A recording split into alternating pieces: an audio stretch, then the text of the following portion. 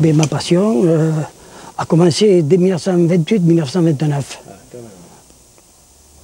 Alors j'avais la possibilité de facilement monter sur les quais de la gare de Sète, puisque mon père était correspondant des chemins de fer Midi et Pellem à ce moment-là.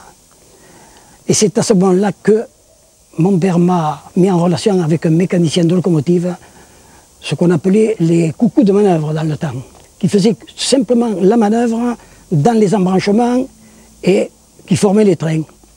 Donc ces petites locomotives, qui étaient bien usées, puisqu'elles dataient d'environ de 1850 à peu près, c'était des anciennes machines de route, et j'ai profité de faire un petit voyage du quai numéro 1, gare de Sète, mais on a dû aller jusque sur l'embranchement des chantiers généraux.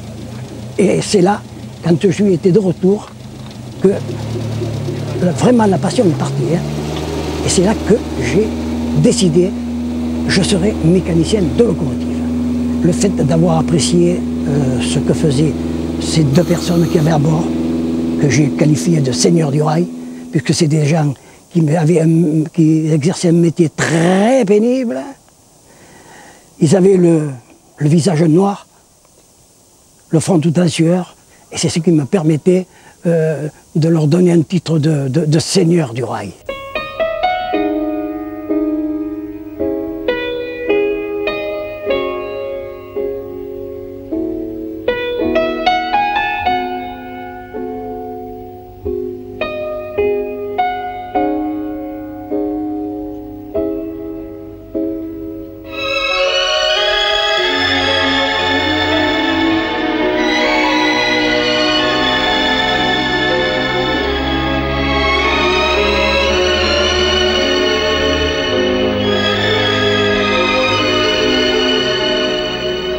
La passion a continué durant des années.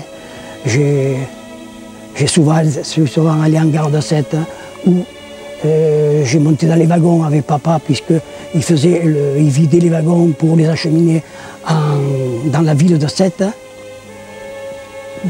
par ce qu'on appelait le camionnage. Et là, plus tard, quand j'ai eu 16 ans et demi, je suis sorti d'école pratique, j'étais capacitaire en ajustage et à ce moment-là, je suis rentré dans l'entreprise de mon père. Depuis, ça va faire 69 ans que je suis dans la branche du transport. Mais maintenant, on a terminé. Vu la santé de mes enfants et le décès de mes enfants, j'étais obligé d'arrêter. Donc j'en reviens sur la passion des trains. Je m'étais calmé quand même, puisque dans l'entreprise de mon père, j'avais constamment la présence du matériel ferroviaire en gare de Sète. Parce que c'était plusieurs voyages qu'on faisait dans la journée et on était dans les wagons, près des locomotives. Là, je me suis calmé.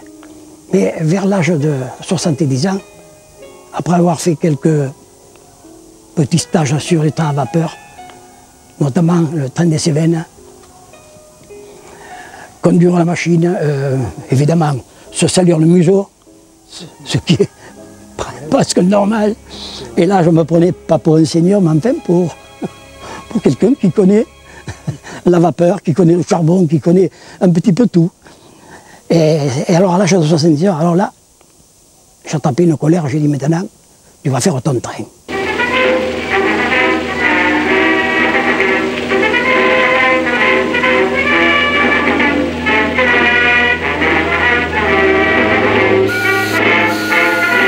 Alors, il s'agit d'une Mallet de Coville.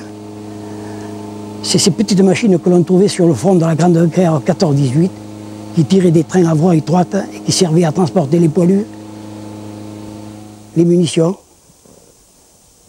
C'est pour cette raison que je l'appelais la Madelon. Car Madelon vient nous servir à boire. Sous la tonnelle, on frôle son jupon. Et chacun lui raconte une histoire à sa façon. La Madelon, pour nous, c'est pas ses frères. J'ai resquillé un peu de partout, comme on dit à Sète. J'ai fait le resquilleur, évidemment. Et à partir de mon tas de ferraille, et le don de certaines entreprises qui m'ont offert des coupons de rail, j'ai construit tout doucement. J'ai fait d'abord ma voie ferrée. Quand la voie ferrée a été finie, alors j'ai dit maintenant on va faire le matériel roulant. Et puis à partir de là, avec des chutes de tôle, Et là, je me suis fait quand même aider pour couper, parce que vu mon âge, c'était assez dur. Je me suis fait aider, même notamment pour le rivetage, pour tout. Et j'ai construit ça, alors, au pifomètre, à vue de nez, disons presque à main levée, comme dirait un dessinateur. J'ai travaillé sur les bielles, toujours fait avec de la ferraille. J'ai fait des petits modèles en bois, où je me suis fait couler pas mal de pièces en bronze. Là, et alors, on commence d'abord par l'utilisation de 2 wagonnets, qui étaient en bois de 60, mais il a fallu les mettre à 40, enfin un travail de titan. Il faut vraiment être presque sonné, pour être même têtu, pour arriver à faire quelque chose de ce genre, quoi. Tout ça c'est fait avec de la ferraille, qui a été usinée, qui a été fraisée, qui a été terminée à la lime, puisque j'ai toujours la manie de me servir des limes. Alors dans les bielles, on trouve par exemple des bras de vieilles cisailles. Là on trouve la clé 14-17. Là on trouve des bielles remaniées évidemment, d'embrayage de camion Renault. Là ici on retrouve des cylindres de Solex accouplés, n'est-ce pas? Un rotor de quelques minutes pour le trop plein d'air, pour la régulation de l'air en somme, parce qu'il y a un compresseur qui sert à faire marcher le sifflet et qui sert même à défreiner la loco avant de partir. Alors, ici on retrouve le compresseur, les pompes hydrauliques à l'intérieur, le pot d'échappement qui est par ici, avec les chicanes à l'intérieur et tout.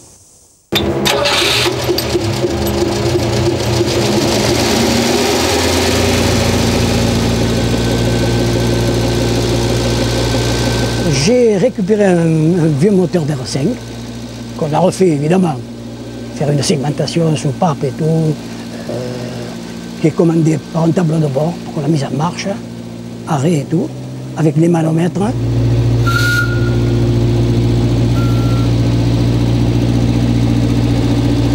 Maintenant on passe au wagon.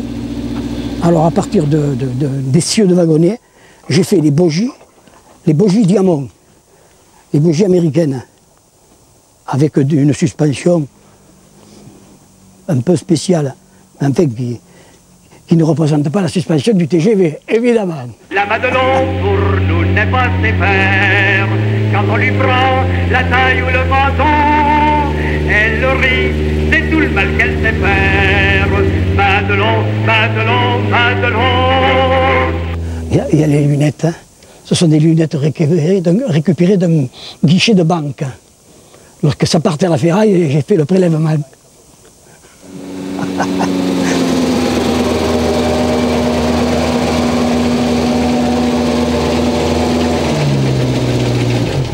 La dénomination de la locomotive, c'est une 110-110, ce qui représente sur chaque bogie, qui sont équipés de chevilles ouvrières, évidemment, pour pouvoir prendre des courbes qui sont très prononcées.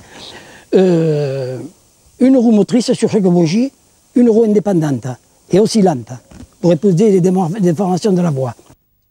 HMIAC 7, ça c'est la marque de fabrique, disons. Et l'année qu'elle a été un peu sur pied. Mais elle n'était pas tout à fait finie en 95. On l'embrasse dans les coins, elle dit veux-tu finir? On figure que c'est l'autre, ça nous fait bien plaisir. Qu'à Madelon, viens nous servir à boire. Sous la tonnelle, on frôle son jupon, et chacun lui raconte une histoire. Qui c'est qui vous a fait la peinture, là? C'est vous?